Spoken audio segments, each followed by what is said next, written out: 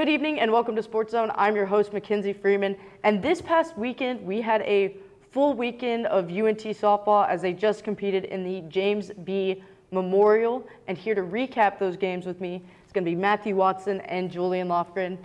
Guys, this tournament was rough. We played in the UNT Invite last weekend, and then this weekend, we went 1-3 after a successful tournament. So what were y'all's overall thoughts on the Mean Green's performance, Matthew? I mean, one word, disappointing. That's how you have to put it. 1-3, it's not good.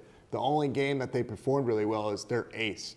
You know, Mackenzie Wagner got on the mound against Northwestern and put up a complete game shutout. She walked 5, though. She struck out 6.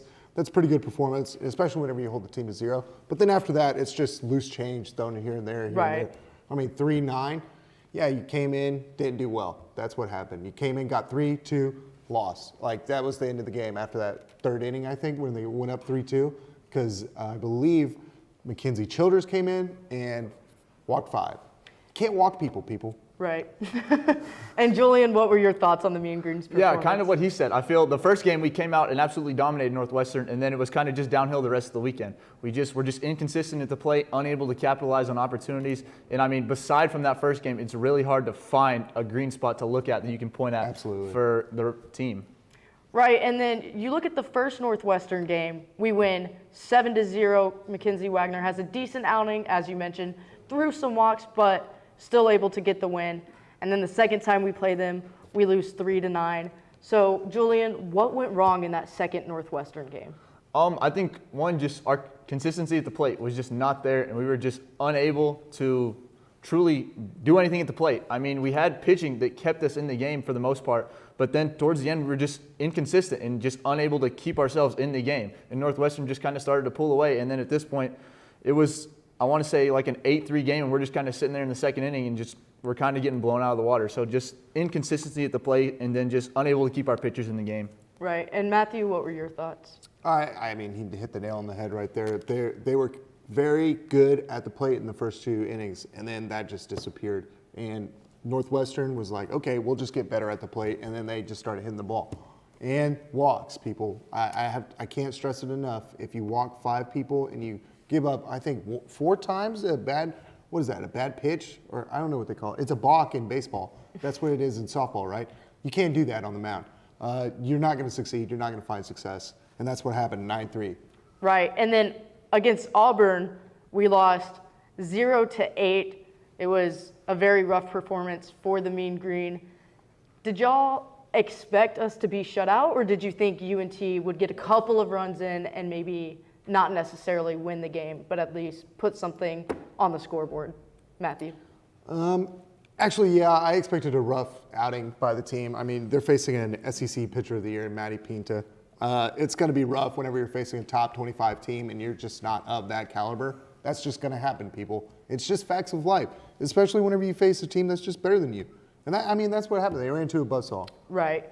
And Julian, your thoughts? Kind of like you said. I mean, when you're going up against a team of that caliber, you're a little bit out of your wheelhouse when it comes to the type of players that you're playing against. So, but I do kind of like the way they competed. For the first 3 innings, they kind of had a chance in the game because it was 0-0 after 3 innings. And then kind of Auburn, you could kind of just see the skill gap kind of just helped Auburn pull away in that game. So a good couple started the game for Mackenzie Wagner, as she didn't allow any runs through the first 3 innings, but then just kind of, like I said earlier, just the talent Auburn has was just able to just overcome the Mean Green. Right. And then when you look at UNT and the style that they're playing right now, when they hit well, they're winning the game 7-0, 5-2. But then when they lose, it's 0-8, 3-9. How can UNT prevent their competitors from getting, those large amount of runs, Matthew? I think just being disciplined at the plate. You got to learn from your team. If they're taking walks, maybe take some walks. Just, maybe take the first couple pitches. Learn from the pitcher. Whenever you have that, clear gap in skill, you just have to be very fluent on the sport. You got to know when to take the walk, know when to slap bunt, and know when to play small ball. And I think UNT's struggling at that at the moment. And Julian? Kind of like what he said. I feel like one of our mindsets that I feel we go to the plate is we're not really learning anything from our first at-bats. Absolutely, When you go up there through the first at-bat, you kind of need to be learning something so you can come back for your second at-bat against that pitcher and have something that you can capitalize on, something that maybe a tendency you picked up. And I just don't feel we're doing that. And then if you're looking, we have girls going 0-3, 0-4 through the entire game, and that just can't happen. You have to be at least steadily making improvement through your at-bats, and we're just not doing that right now. Right, and I know we face a lot of struggles in the tournament that y'all have hinted at, but across UNT's schedule so far, what successes are you seeing with the team that'll be good as we head into conference, Matthew? I mean, whenever they have good spurts, they're good. They went 4-1 before they came into here. They were playing good softball, and they're capable of doing that. Rodney DeLong is a good coach. He's had 5 winning seasons since he got here, and you can expect them to start picking it up. I will say I don't expect them to be great.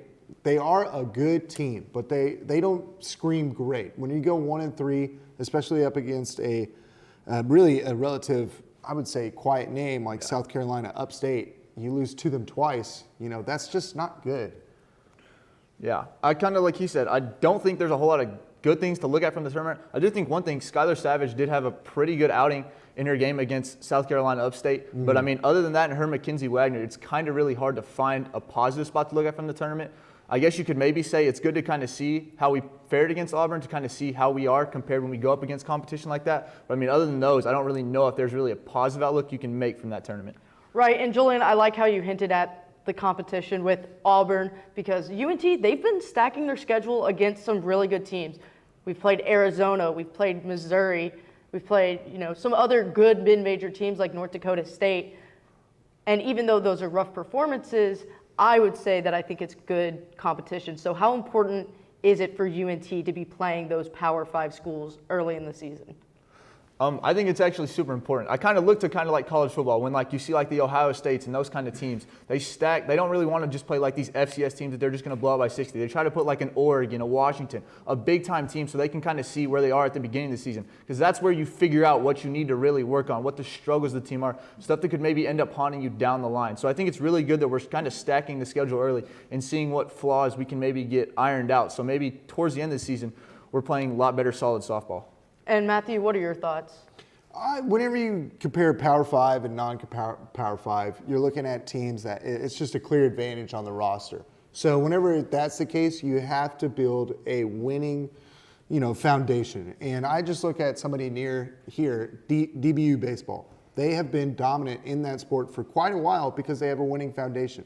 They aren't a Power 5 team, but they just won the Frisco Classic, and they get respect all throughout men's college baseball. So you have to start there. And I think Rodney DeLong's doing a pretty good, okay job. First time in this conference, first time really with a little bit worse of a team than he's had before. So, we're going to face adversity, but I think they're going to get over it and have a winning season. And Julian, as Matthew mentioned, he mentioned DeLong and his career. So what are your thoughts on the coaching of the Mean Green overall? I think Coach DeLong is a really good coach. If you look at his track record, he has a track record of winning games in conference championships, which is what you want from a coach. You don't want a guy who's not winning games, because at the end of the day, the goal is to win conference championships and make a run. But if you don't have a coach that's not doing that, then you're not going to succeed. I feel Coach DeLong is a coach that's doing that. We're winning conference championships, and I feel that, kind of like Matthew said, we may not have as a stacked team as we typically have, but I feel Coach DeLong is going to be able to get these girls to win good games. And speaking of conferences and how we match up, last season we were obviously in the CUSA and pretty much dominated. Now that we're in the American, do y'all feel that we are going to be well prepared for the competition in the American, Matthew? Yes and no. I feel like it's going to be like all our sports this year, just a learning curve and trying to understand what level we have to reach in order to compete with the other people in the conference. So you can expect a good season, like a really solid season, but I wouldn't expect anything like amazing, like a conference championship yet. That's going to come in time. It's just the first time we're here, And then Julian, what do you think about UNT? Kind of like he said, I think when it's your first time in a new conference, it's kind of, you got to figure out what the competition is going to be like. If there's going to be a difference, maybe a up or down, if looking from what Conference USA was to what the American is. And maybe there's a powerhouse in the American that we don't know about. Maybe we'll find that out. But I just think it's kind of a learning curve that I think UNT's got to get over before they can maybe start competing for conference championships. Growing pains, for sure. Right. And in terms of softball, this Wednesday, they'll be taking on another Power 5 school, Texas A&M. But when we come back, we'll stay on the field as we take a look at the Texas Rangers.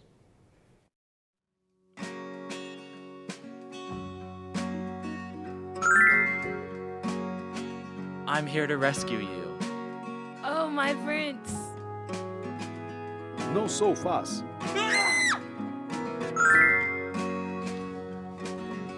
This story is going to be awesome.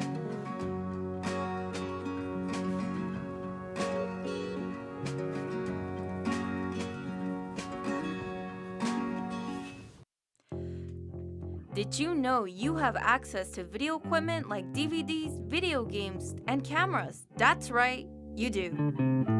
Come on down to Chilton Library and fulfill your media dream. Located on the bottom floor next to the student sculpture. Hope to see you there soon. Hey girl, you know you look good. I like the way you move and groove. I'm not sure. Ugh, a 20-minute walk? I don't want to do this right now. Don't worry, you can just use Transit. Transit? What's that? Transit is a mobile app that provides real-time tracking to connect buses, UNT shuttles, and even A trains. Simply download the app, then tap on the search bar and type where you want to go. In a matter of seconds, you get results for all available routes. And the best part of it is, it's completely free for UNT students. What are you doing? I'm downloading it right now. Download Transit today and remember, make life better without a car.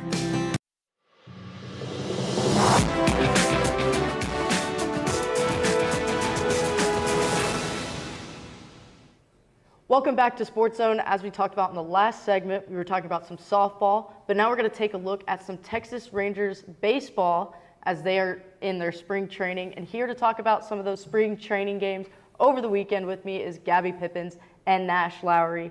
Guys, let's talk about the game on Friday. We go up against the Giants. We lose 11-5. What struggles did we face in that game, Nash? I mean, some of the main struggles were the pitching staff. We started off pretty rough with going on throughout that entirety of the game. Whenever we got to the bullpen, 4 of the 5 pitchers allowed a run through the end. So I really feel like it was trouble closing a little bit. I think it started out okay, but then once the bullpen got in, they just kept racking them up, the Giants did. And then, Gabby, what were your thoughts on the performance against the Giants? Yeah, I think it definitely could have been better. I think the Rangers definitely did allow a lot of runs from the Giants. Just focusing on one player individually, J.D. Davis, he had that 3-run home run, even though that was in the second. I feel like that really just prefaced how the rest of the game would go. And I agree with you saying that, the pitching, that definitely could have been better for the Rangers. And we got to give a shout out to the Giants. They had a great day in terms of hitting. 15 hits. True. Obviously, it goes against the Rangers bullpen, but the Giants, their bats were hot.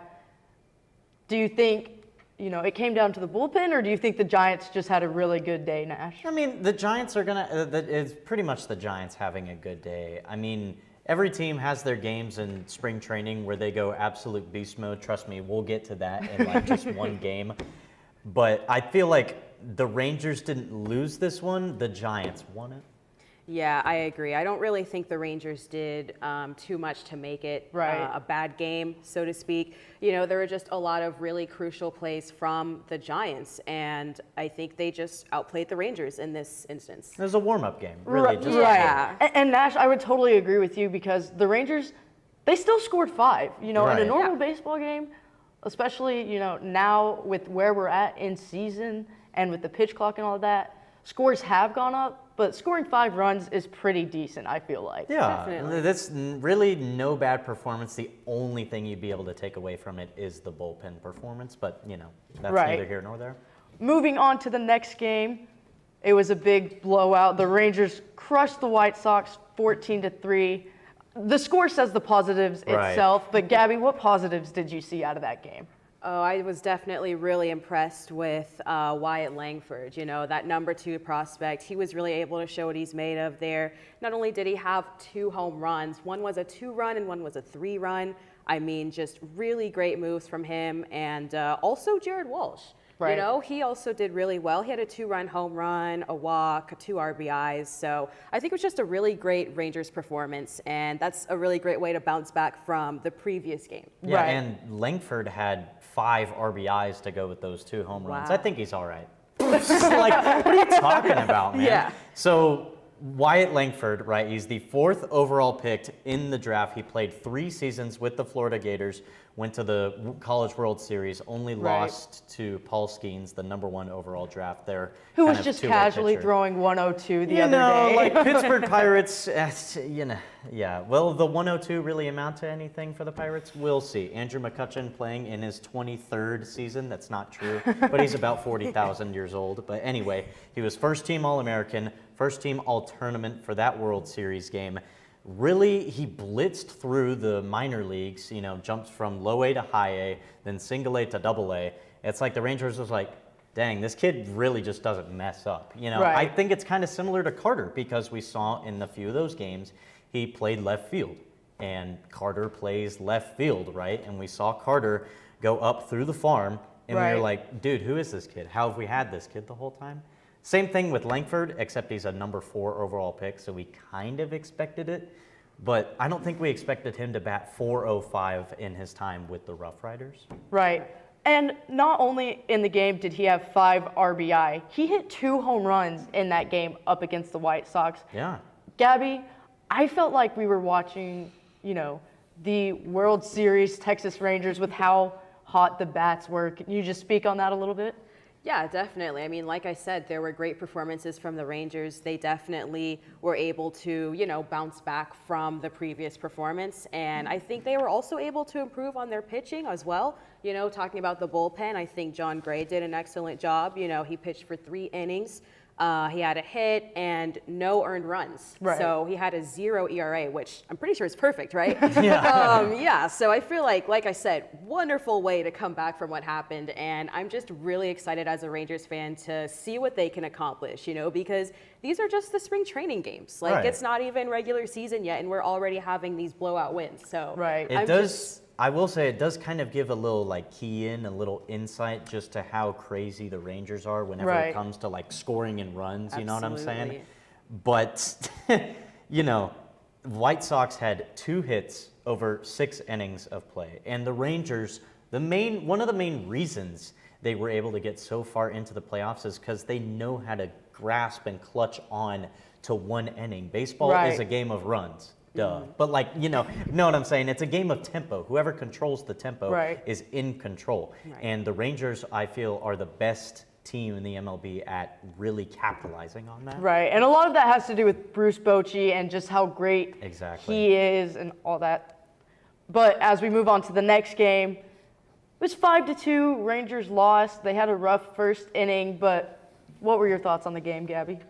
You know, it definitely could have been better. You know, I'm not going to say that this was a terrible loss to the Athletics. It certainly could be worse, but I think we still had a pretty good performance. I think we definitely needed to work on our bullpen, though. Dane Dunning, I mean, he had a 9 ERA. I'm pretty sure that's almost as bad as it gets. It's I mean, pretty tough. I will say the best thing about Dunning is, what were we talking about earlier? It was 4 balls and 23 strikes Yeah. in Yeah. his time at the plate. So, I mean, really, you can commend him for throwing it above the mound. But if you throw it that many times above the mound, they're going to hit the ball in play. Exactly, and that's exactly what happened with this game, unfortunately. Right. And as we are talking about the Rangers, we just went over all their games. Who is standing out to you guys? Because personally for me, Wyatt Langford, I think he's going to be doing great things for the Texas Rangers. And then Owen White, some of these guys getting in and getting things done. So who stands out for you guys? I mean, I'm going to say, personally, it's Wyatt Langford, duh. Like, Right. he is the move, and he can provide a lot of good moves for if Carter needs some rest or if they want to change things up with the roster, maybe put him at another outfield position because he's played outfield in Right. his time at spring training. You know, the home runs and RBIs really speak for themselves. But one thing I will say is I'm really impressed with Kistner. Yeah. Right? He, 6 RBIs in 4 games. That's pretty darn good. right? And he he's been rocking at the catcher position. It's been kind of him and Heim kind of trading. Oh, that was kind of cool, him and Heim. But, with him and Heim, we saw Heim later into the season go out with injury for a sizable amount of the time. I think it was his hand, I'm pretty sure. But that was one of the main concerns with the Rangers going into September, October, because they were fighting with, at the top with the Astros for who would win the division. So with Kistner having a pretty decent performance, you do have to look pretty deep into the box score to find it. But with Kistner popping out, I feel like if Heim goes down, we really don't need to flinch and go make some dangerous move to pick up another catcher. Waste money, stuff like that. Who can't hit the ball in a playoff game. Right. Gabby, what about you? Who's standing out to you in the spring training games? I was really excited to obviously see Wyatt Langford. I know we've already talked about him and what he's going to be doing for the Rangers.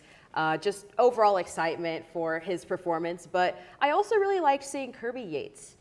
He's come back, and I think he's going to be a real key to solidifying the Rangers bullpen. We've seen what he's done in previous seasons, and I definitely think that he'll be able to bring that to the Rangers. So just excitement overall, especially considering the performances that I've seen so far.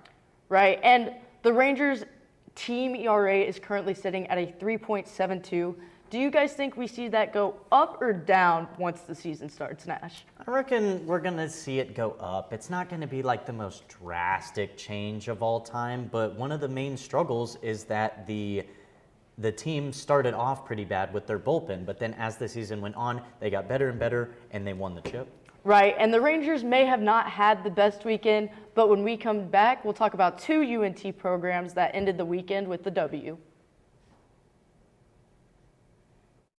There's no harm in wanting to have fun while in college, but it's easy to lose track of how much you've had. Apps like Drink Control and Alkadroid can help keep track of your consumption and blood alcohol levels. If you or someone else does drink too much, the signs of alcohol poisoning are as follows: pale skin, vomiting, confusion, low body temperatures, irregular breathing, blacking out, and is hard to wake up or cannot be woken up. Dude, are you okay? Hey, what's wrong? Wake up. It's an exciting time of year, but it's important to be responsible. If you suspect someone is suffering from alcohol poisoning, get help immediately. You will not get in trouble for seeking help if you are underage. For more info and resources, go to UNT's Division of Student Affairs. Willis Library, located at the University of North Texas. It has computers, printers, and the building is open 24/7. By going online, you can book up to an hour of reserved space and one of the many private study rooms. Many of them are equipped with whiteboards, a table, and a TV to hook up to your computer. Textbooks can be checked out for free with a student ID. They also have many of these in ebook forms. This is still a library, so always remember to be quiet and respectful of other surroundings, especially in certain places where talking is not allowed. For example, the 3rd and 4th floor are completely quiet. As you can see, Willis Library has many options for students, with it offering many media sources and staying open all the time.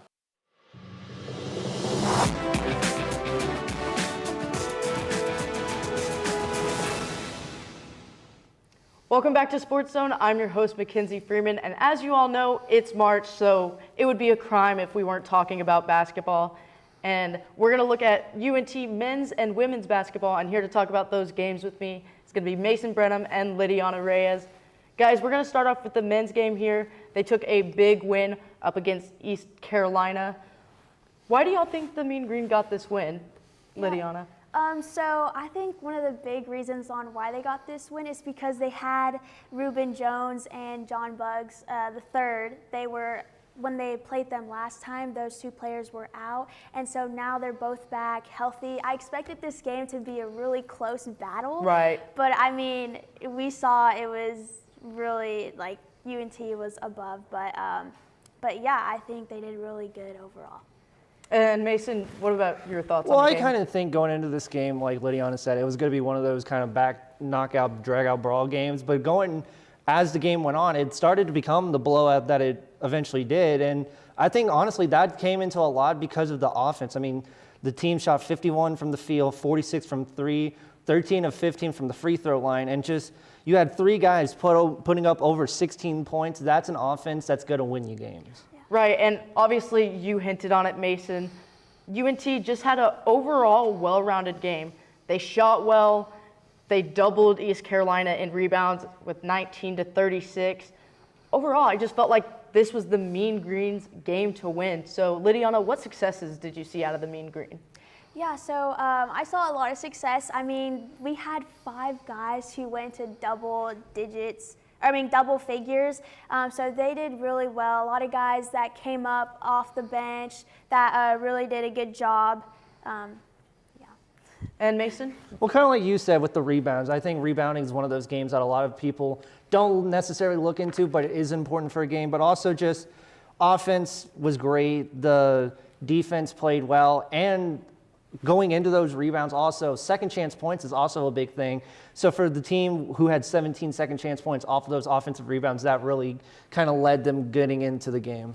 Right. Yeah. Oh, Sorry. go ahead. I also want to mention that they also did a really good job at doing their free throws or making their free throws, because this team, they've been struggling, hitting their free throws, but they made 13 out of 15, which is 86.7%. So they're definitely improving on that part. And you look at, I'm glad you mentioned the free throws, because you look at UNT's games and their losses, and a lot of them have been, one possession games, but their free throws have been down around the 60%, 70% mark. So, Mason, how crucial is it for the Mean Green to be hitting their free throws in their conference games? Well, free throws are always going to be an important part of the game. I mean, basically, free throws are free points. And I mean, for you to be able, maybe not try to put up as many free throws, but being able to hit your free throws is important. Now, like you said, those 1 possession, 2 possession games, whenever you get late and maybe you're like, oh, we need a foul to stop the clock or try to get a stop here on defense. If you're a team that's able to hit those free throws, that can lead you to more wins. Yeah. Right, and then very quickly, guys, who do y'all have as your MVP of the game? There's a lot of people to choose from because, as y'all mentioned, numerous player in double digits. So who are you going with, Mason? I'm actually going with Robert Allen. He put up 16 points, had 7 rebounds, shot 78% from the field. But one of the main things that I liked about his game was he's a good 6-man coming off the bench. Now, I know a lot of people want the starters to dominate and have all the minutes, but I think a team that has a good bench player that can come off whenever your starters get tired and needs a little bit of a rest, for him to be able to go out there and put up those numbers, I think is going to be a huge success for this team. And Lydiana, who are you going for as your MVP? Yeah, so my MVP is Reuben Jones. I mean, he had a game high of 18 points and a game high of 6 assists. And then this is also his 3rd game back from his injury, his hamstring injury. And the past 2 games, he's been averaging 17 points and 2 assists per game. But I mean, it's just really great seeing him come back, especially this time, because he has the experience of being in the conference and all that. And then they also honored him in the beginning of the game for being the program's all-time winningest player in program's history. So it's really good. I think this may be the first time in a long time, 1, that we've all had different MVPs, and 2, that Jason Edwards hasn't been one of them for the Mean Green, because I'm going to go with John Buggs III here. He had 15 points, 5 rebounds. I know he wasn't the top scorer, but he went 100% on shooting. I believe he was 4 for 4 from field goals, 3 for 3 from free throws, and then 4 for 4 from threes. So overall, I just thought Buggs had a really well-rounded game. And now we're going to move on to the women's team as they just faced off Rice and won 63 to 54. Lydiana, what were your thoughts on the women's performance? Yeah, I think they did a pretty good job. I mean, it was a really tight game from the first quarter, second quarter, and then third quarter. Rice had a little lead, but then the fourth quarter, I mean, they were very efficient and they had a huge lead. I mean, they had a 17-4 lead to win the game in the fourth quarter, so that was really nice. And Mason, your thoughts on their performance? Kind of going into the men's game, I also think this was a good offensive game from the women's. I mean, they shot 58% from the field, 50% from 3, which it's always great to see teams being high on their 3-point. But also, kind of like the men's, the bench played a huge role. They had 19 bench points, so I think having 2 teams with consistent bench play is going to be a huge success for this program. And UNT over their last 3 games has just completely been dominating in the paint. I mean, these last 3 games, I believe they're averaging 44 points in the paint. How important is that for our team as it stands right now, Lydiana? Yeah, it's very important to be able to get down there and shoot because, I mean, they're pretty easy baskets, I guess. And so, yeah, I think it's really good that they're really good down in the paint. And Mason, overall, how do you think the Mean Green offense did? I think they did good, kind of going into that paint play a little bit. One of the major things about teams going into the paint is getting close shots at the basket, but also drawing contact at the basket. So maybe let's say you miss a shot at the basket, but you get a foul, so you get 2 free throws. I think that's something that this team needs to keep relying on in their play because maybe you don't necessarily have as dominant of a game in the paint, but more paint play could lead to more free throws, which could lead to more points. Right, and Lydiana, as you mentioned a little bit earlier, the Mean Green were down going in the 4th quarter and still were able to pull out this win. Can you just talk about the mentality of this team and how great their focus has been this season? Yeah, they've been phenomenal this season, and I think one person we should honestly thank is, of course, the head coach, Jason Bird. He's been amazing coach for them. But like you mentioned with the bench players, I mean, we saw that Tamisha Lampkin, she was in foul trouble, and so we had 2 girls that had to step up, which was Jalen Mallard and Nia Johnson. So I think those 2 girls really played a big part in the 4th quarter. So. Right, and then Mason, we've talked about the offense, but now let's look to the defense. I thought the Mean Green had a great defensive game. Rice only shot 10% from 3, and then UNT just was able to shut their scoring down. So how did you feel about the Mean Green defense? Well, I mean, like it's always been said, defense wins championships. And obviously going into this game, this was one of those games where the defense was key. Like you said, they shot 10% from 3, but overall they only allowed 31% from the field. But they were also good getting turnovers and blocks. They had 13 turnovers, 4 steals, and 3 blocks. So I think having that kind of mentality on defense of basically see ball, get ball, right. That's one of the things that you got to look into going into this conference tournament and the NCAA tournament as one of your keystones for the team. So I think if they can keep the consistent defense up as well as have the good offensive numbers, they're going to be a team to beat. And then very quickly, guys, who do you have as your MVP of this game? My MVP of this game is Desiree Colonel. I mean, this was her 5th consecutive double-double with 22 points and 10 rebounds in the win, and then also her 3-pointer in the 4th quarter with 3:40 left. That gave them the extra lead that they needed to win the game. So I think she's been phenomenal this whole season. So I'm really excited to see her how she is in the conference or championship. And Mason, your MVP? Well, also, like Lydiana said, Desiree did have a double-double, and that's all honestly one of the great things. But I think Current Wooten had a great game, and I think she's going to be a bench player to look for.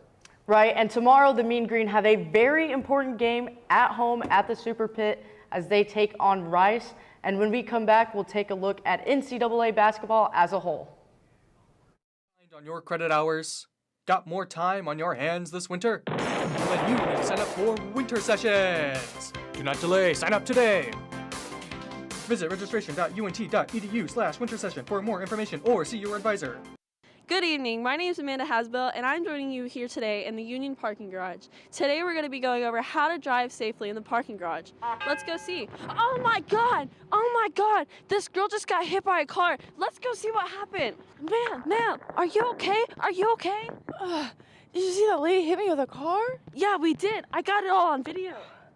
Oh my god. Let's go over here and talk about how we can prevent that. Yeah, not the hospital. Well, right now we're going to ask you a couple questions on how we can drive safely in the parking lot. What are ways that we can be aware of our surroundings? Oh, we can look both ways. Jenna, also, how about putting the distractions away? Yes, just like our phones, turning our music down, and also not focusing on our passengers. Where can you get information on how to get a parking pass? Transportation.unt.edu. If you park in a garage, make sure you pay on the app or look for further instructions on how you should pay. And remember, no pass, no park. Let's all try to keep our Mean Green community safe. Remember, we're all in this together. Drive safe. So a man's been walking in the desert for days at a time. He finally comes across a bar and orders a Coke. not funny. Eh? Eh?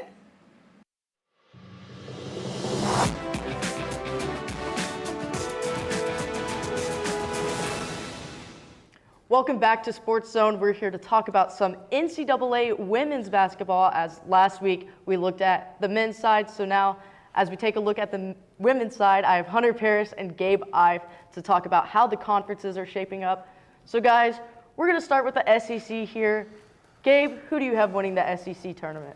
SEC, I think it's pretty straightforward. You have to go with South Carolina. They're simply the best team I would say we've seen in a long time, going back to those UConn teams. I guess not that long ago, but I don't think you've seen a better team since then. You know, they have 8 players averaging at least 7 points a game, with 6 of those averaging 10 plus, which for women's basketball is it's pretty unheard of. So I think you just have to go with them. Right. Hunter, I assume it's the same. Yes, it is. South Carolina, man, they're just unbelievable. Don Staley, one of the best women's basketball coaches of all time. Only 2 championships, but I don't want to spoil my prediction for the tournament, but I think she might get another one this year. Yeah, I mean, it's a no-brainer here. South Carolina takes this one. As Hunter mentioned, they have Don Staley, and, you know, they're third in Division I basketball with 87 points per game, 4th in field goal percentage with 50.1%, and then they are dominating in point differential with 32.2. The other team that's closest to them is LSU with, I believe, 25.5, and then obviously rebounding, they're doing great as well with 47.1 rebounds per game for second in NCAA basketball. Moving on to a conference that I think is a little bit trickier, we're going to talk about the ACC. Hunter, who's your pick? Yeah, I got the Virginia Tech, the Lady Hokies. Man, they've played so great this year. They're the first seed in the conference tournament. Georgia Amore, she's a Nancy Lieberman Award nominee. She's almost averaging 19 points a game. She's really special. She gets them going. Give me the Hokies. Let's go. I have to go with NC State. A couple days ago, they were ranked number 12 in the country. They've tumbled recently a little bit, but losing back-to-back versus UNC and Duke, which are 2 good ACC programs, that basically it took them out of the conference race kind of to the end. So I think they're a little bit of a lesser-known team. But, you know, earlier they had wins against UConn and Colorado, 2 top-tier teams in the country. And I really think they can make a run in Greensboro and make a run in the tournament as well. Yeah, and this conference was tricky to me because you've got 5 ranked teams in this conference: Syracuse, NC State, Louisville, Virginia Tech, and Notre Dame, all ranked, all good competitors. I mean, Notre Dame, they have the history of putting up good games, good competition. Gabe, I'm going to have to agree with you, though. I think it'll come down to NC State and Virginia Tech, and I think if they meet in the tournament, they've faced each other twice already. Virginia Tech winning both games, but it's hard to beat a team 3 times in a row. Third time is not the charm, Mackenzie. No. Give me the Hokies. Let's go. I think the third time will be the charm for NC State and the Wolfpack. But moving on, we're going to take a look at the Big 12. Who do you have winning it, Hunter? Yeah, give me Texas Fight, the Texas Longhorns. They have 4 players, all averaging in double digits in points. Not 6 like South Carolina, but still a really great team over there in Austin, man. They're very, very special, and I expect them to get it done in the conference tournament. Right, and Gabe? I do have to agree with Hunter for this one. I think Texas and the Longhorns, the Lady Longhorns, Texas Fight, I think they're going to make a run and win the Big 12 in Kansas City. You know, I think one of the keys was last week they had a very tough loss to Oklahoma, their key rival. Vic Schaefer, is a phenomenal coach. I would say one of the best in the country. And I think he's going to use that loss, where they lost in the last seconds. I think he's going to use that to fuel them to finish out they did finish out the season strong, but then to go in the conference tournament and take care of business. Right, in this conference, I'm also going to go with Texas too, but I do have to shout out Oklahoma. They've beat Texas in the regular season. I think they've already been named the regular season champs. But again, just like Virginia Tech and NC State, if they meet in the conference tournament, I see Texas taking it the 3rd time. Now, moving on to the Big East, who do you have, Gabe? I have UConn. Now, they've had a phenomenal regular season. They've crushed really good teams in Creighton and Marquette. You know, their only losses have been out of conference to ranked teams. In their home, in the Big East, they really haven't had much of a challenge at all. They've only had a few wins that have been single-digit differential, I believe, looking back at it. And so I think they're really going to run through the Big East. I don't think it'll be much of a challenge for them. Yeah, Gabe, I got to agree with you. 1 seed in the tournament. Gino Auriemma, he's that guy, pal. Such a great coach. Maybe the GOAT of college basketball in terms of coaching. But, yeah, I think he'll get it done again. And go Huskies, go Paige Becker. She's really good as well. Yeah, I mean, this one's unanimous. Again, I have to go with UConn as well. 17-0 in conference. It just seems like no one in their conference is going to be able to stop them. Moving on to the Big Ten. This one's tricky as well. You've got 2 really good programs, Ohio State and Iowa. Who do y'all have winning this conference? Well, to be fair, I want to let everybody know that I did not pick this because of this game. This was picked before, but I'm going with Iowa. I don't see how you can bet against Caitlin Clark, even before the game where she became the all-time most points, in both men's and women's this past weekend in the win against Ohio State. But I just can't bet against her. I think just in the clutch time, she'll get it done this tournament. Right. And I'm going with the Hawkeyes. Yeah, give me Caitlin Clark and the Iowa Hawkeyes as well. I mean, just so unstoppable. 17 triple doubles in her career. Man, she's just unreal. And big time players make big time plays in big time games, and that's what's going to happen. I think I've said that every Sportszone episode I've ever been on. I'm keeping the tradition alive. Caitlin Clark gets it done in the Big Ten tournament. Now, I do think if it's a rematch of Ohio State and Iowa, I think that game's going into overtime or going to be a buzzer beater at the end. I think that's going to be a fantastic game, but I do think Iowa pulls it out. Yeah, I have to agree with you guys. I got to go with Iowa and Caitlin Clark. She's almost like the Patrick Mahomes of the NCAA right now. You just don't bet against her.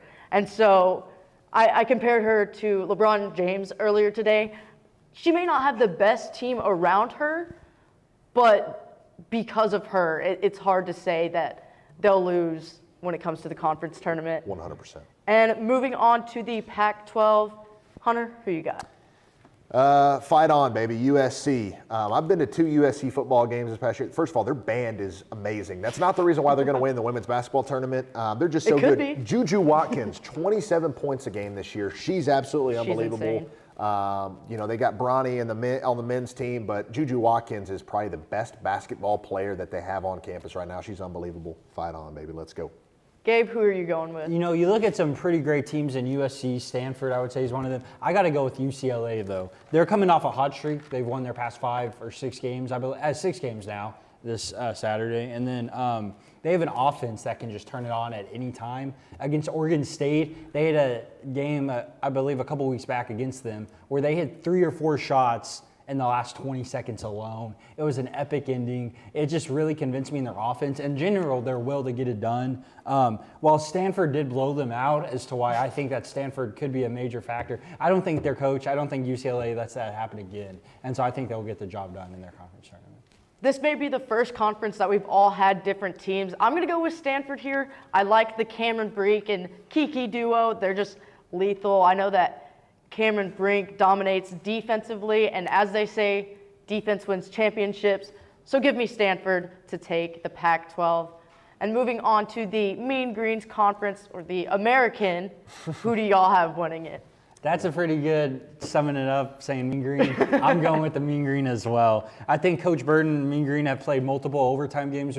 I don't think. They have played multiple overtime/games that have ended at the buzzer. This 4 overtime game a week ago against East Carolina, going up against a tough Rice team in Houston and winning that game. I think they're well prepared. I think they had their bumps earlier in the season, and then they did go through some things beginning and middle of conference, but I think they have it all figured out, and so I really have them taking it all down at Dickies Arena. Yeah, give me the Mean Green as well. Jason Burton in his first season, just absolutely unreal. Program record for wins this year.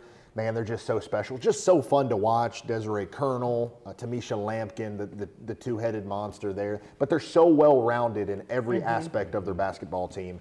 Jason Burton, he's also that guy, pal, just like Gino is. But, yeah, I can't wait to watch them play over there in Fort Worth next week.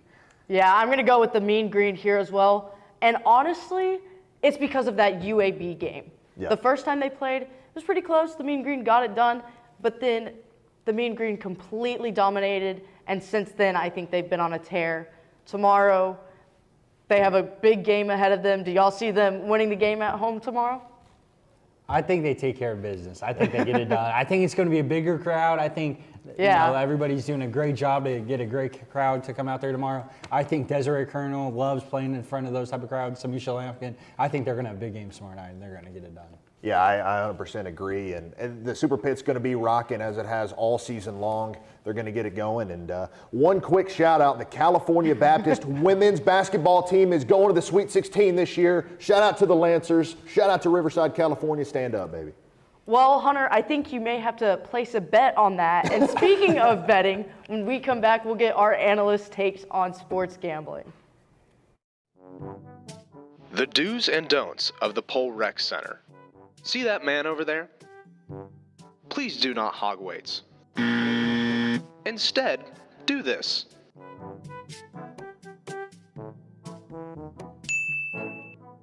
Another important part is having an attentive spotter.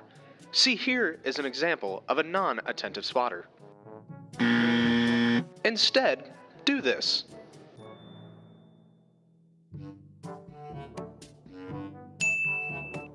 Now we head to the track, which should be pretty easy, just it's important to pay attention to the way the track goes. Remember to wipe down the equipment after you're done using it. The towels are provided by the gym, so it's pretty easy to wipe down the equipment when you are done. Thank you for using the Pole Recreation Center.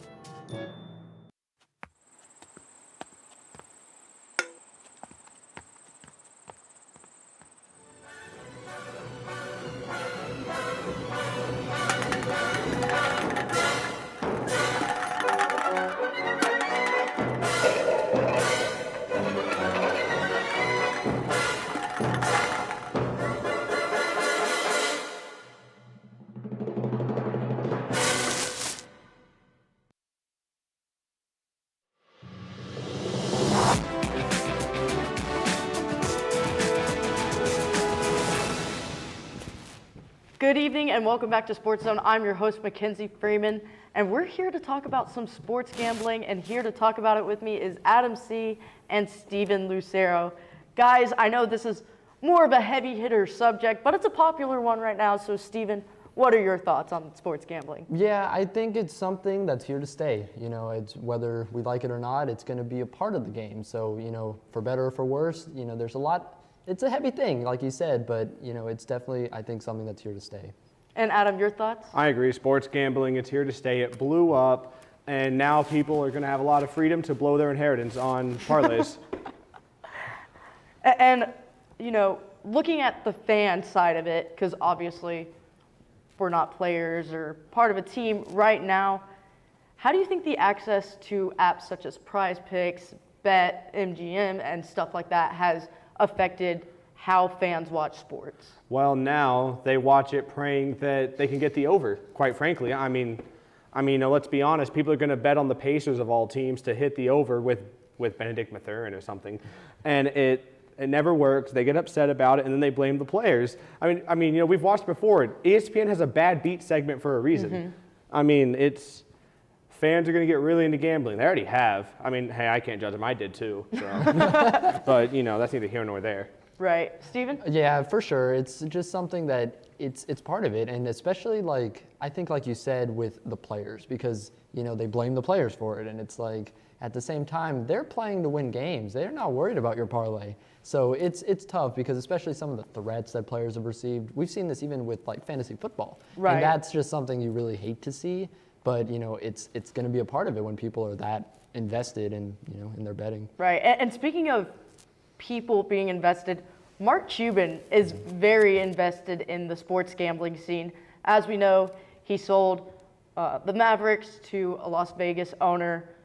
Do y'all think that, you know, Texas may legalize sports gambling? Texas with sports gambling, if we want to get into that, it's going to be legalized. I mean, come on, Texas is going to want that money. If y'all, honestly, y'all at home, y'all should go to WinStar. Like, on some real talk, look at the license plate of every car, because it's all Texas.